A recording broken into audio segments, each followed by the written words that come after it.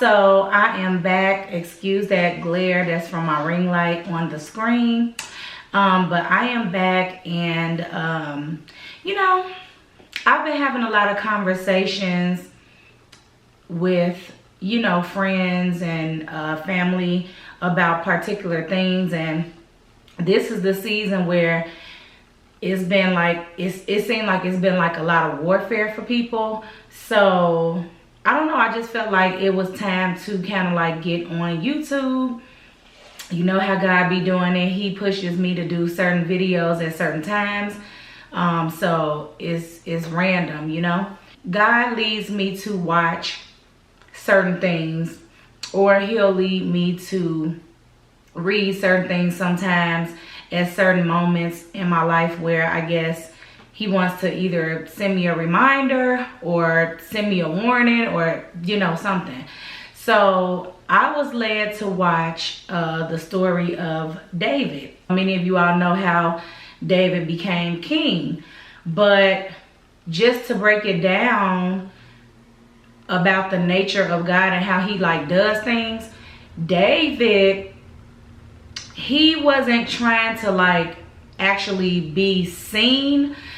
David did want his like family to know like what he was capable of, but he wasn't like going out the way to do things to be seen. So that's what I noticed like about actually many of the people of the Bible that God used in a mighty way. But just to speak specifically on David, David was never looked at as somebody who could get the job done. Okay, so out of all of his siblings, what was it, 8 of them together, he was always the one that was kind of like left out of things that were deemed to be like super important. Okay, so his dad told him like, you know what, you go tend to the sheep, because I guess they felt like that's easy enough. It doesn't really require you to be like strong or anything that's like entry level. Just go tend to the sheep, okay? And he never one time like complained and said like, well, I don't want to watch the sheep, I want to fight, or I want to join the army, or I want to do this and that. Like, he never did, right?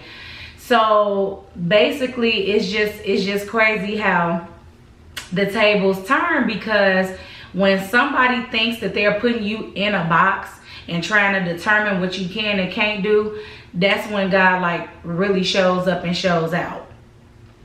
So David, he went ahead and he was tending to the sheep, okay? He tended to the sheep with all of his might, okay? He was serious about the sheep. Like, he was serious. When that lion tried to come, first of all, who goes against a lion? Who goes up against a lion? And then you don't even have weaponry. Well, nothing besides those stones that he, you know. But who goes against a lion? When that lion threatened one of his sheep, he tackled the lion and then he killed the lion. When that bear came against one of his sheep, he killed the bear, okay? And the funny part is, after he did this, his siblings didn't even believe him. You know, they didn't believe that he actually did that. They're like, okay, yeah, you killed a bear with a rock, sure. You know, like, they didn't even believe him. And then they were like accusing him of certain things. He didn't even bother to like defend himself. So it was just like, he just had like a pure heart. Like, he really just wanted to do the right thing, and he always did remain truthful. So fast forward, when it was time for him to get promoted, well, actually, let's take it back to Goliath. When it was time for his brothers to go off, you know, suit up, boot up, and go fight, nobody in the army wanted to go up against Goliath. Nobody wanted to take on that big problem, right? This big issue, this issue that I can't see how I can overcome it. I can't see how I could get past this and actually defeat this. So I'm just not gonna even tackle it altogether.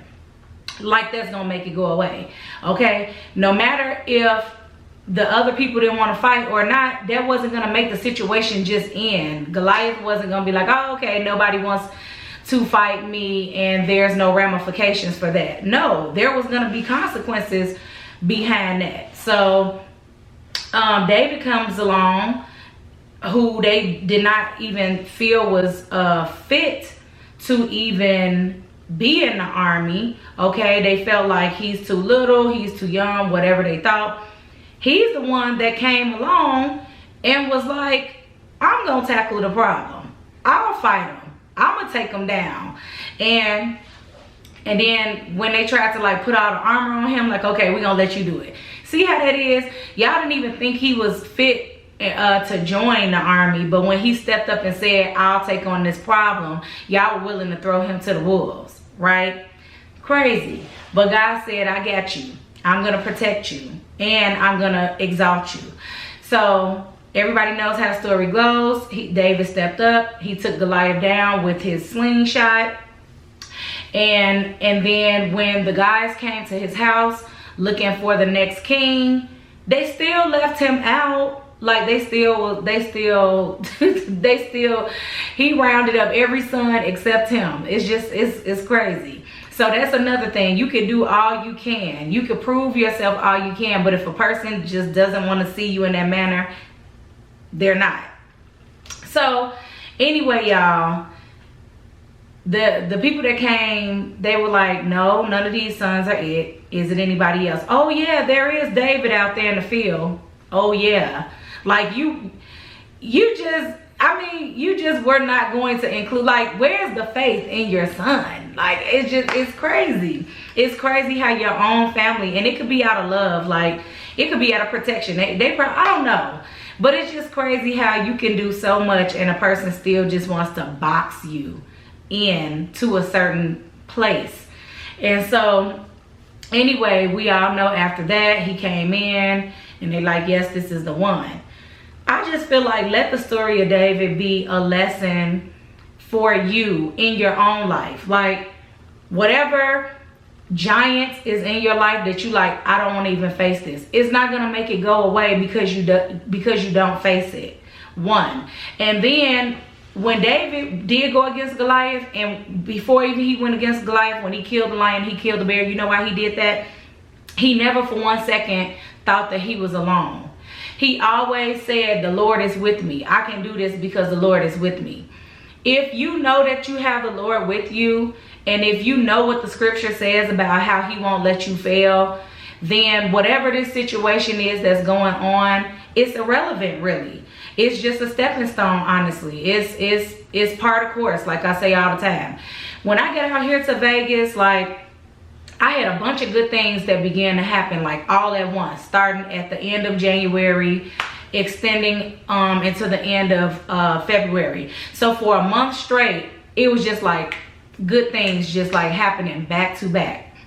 After that month, I experienced extreme warfare, and I have people that's in my life that I trust, prophetic people who are seers, and I had it confirmed to me that people are out here tossing out word curses against me and just doing all this stuff trying to basically stop my blessings, right? Now, I could have easily, you know, just kind of like step back from everything like this is too much. Me stepping back saying this is too much was not going to make the giant go away. Like the issue was still going to remain, right? But the reason I'm able to keep on going and the reason that I'm just fine is because I know that I'm not by myself. Just like David said. David was like, I'm not by myself. The Lord is with me. So same here. I'm not by myself. The Lord is with me, and I don't have to do anything that he hasn't skilled me to do. David was able to defeat the lion, the bear, and Goliath because he was skilled to do so. Okay, so my thing is, God is not going to give you any issues in your life that you're not skilled to get past. He's just not. And that's the reason why in all my videos, I'm like, look, know your word. Everybody is not a big reader, but start like watching some of this stuff. Like it's pretty much every scriptural story that is like on YouTube. You could watch anybody on YouTube, you know, the story of Abraham, David, Joseph, you know, just anything you want to like kind of see. You can kind of like watch the full story if you don't feel like reading, but I do suggest to read the Bible. But anyway, I just wanted to encourage somebody, because I just really think that a lot of times we feel like if we avoid certain things that it'll just go away, or we feel like we have to step up and do like above and beyond in order to get ahead. No, you don't have to do anything that you're not skilled to do, like period. And you cannot avoid a problem and think that it's going to vanish. It's not. You can look at countless Bible stories and see that, like even down to Joseph. He had been telling Joseph like that he was going to be somebody in the future. That's why he was giving him dreams. But what did Joseph do? Joseph spoke too soon. Joseph did not even know he was doing something wrong. He was simply just sharing a dream, like, oh, I had this weird dream that you all were bowing down to me, da da da. He wasn't even trying to boast. He was literally just saying, like, I had this dream and this is what happened in a dream. And because, see, the demons know what's coming, okay? The enemy always know what's coming. So because they knew it was true, they tried to use his brothers to stop him. They tried to use his brothers to drive them to jealousy, to the point where they contemplated killing him. And they're like, no, let's not kill him. Let's just throw him in a pit for a little bit. Let's just sell him into slavery. So whatever he think is coming, no, because he's about to be jailed and a slave and all this other stuff. And what got Joseph free? His gifts. His gifts got him free, even though he had to go through all this turmoil first. Like, he had to be sold into slavery. He had to be jailed. Then he was freed. Then the Pharaoh's wife lied on him. Then he went to jail for like 2 more years. It was like all this suffering. And you're like, for what? Like, Joseph probably was thinking to himself, like, man, like, God gave me this promise, but I'm not understanding why I got to go through all this first. But it is what it is. I trust God. The funny part is, everybody in those days, they literally just trusted the Lord, no matter what was going on. If that were to happen to us, we'd be ready to just be like, you know what, there is no God. I don't believe why he got me going through all this, da, da, da. We are ready to throw in the towel so quickly, because we're trying to understand God's ways, even though he clearly said his ways are not our ways and his thoughts are not our thoughts.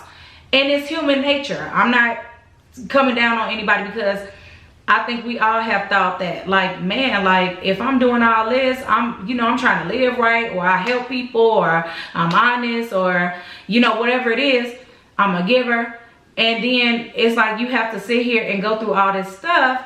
Yeah, like, that is a human nature question as to why, because we really believe that our good deeds is what gets us rewarded, when it's not our good deeds that gets us rewarded. And God allows everybody free will, including the wicked.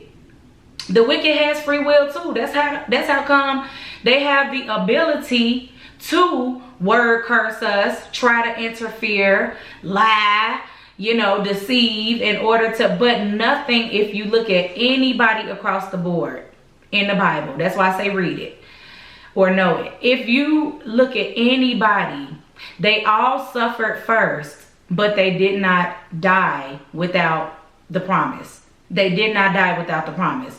It's no way Joseph would have died before he became Pharaoh. It's no way Job was going to die before he got back double everything. It's no way David was going to die without being king. These are God's promises. And so whatever happens in between is part of the course. I hope this is getting through to somebody, because trust me, it's like I'm talking to myself.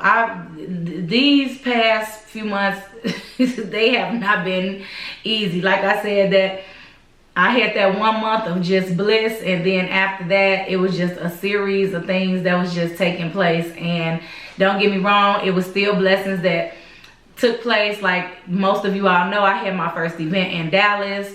That was a beautiful turnout for that to be like my first event. I had 6 people come from Illinois, different parts of Illinois, Chicago and Decatur to be specific, to come support me. And that warmed my heart so much, and that just let me know, like, wow, not only am I really supported, but obviously it's something in me that God put in me that reaches other people.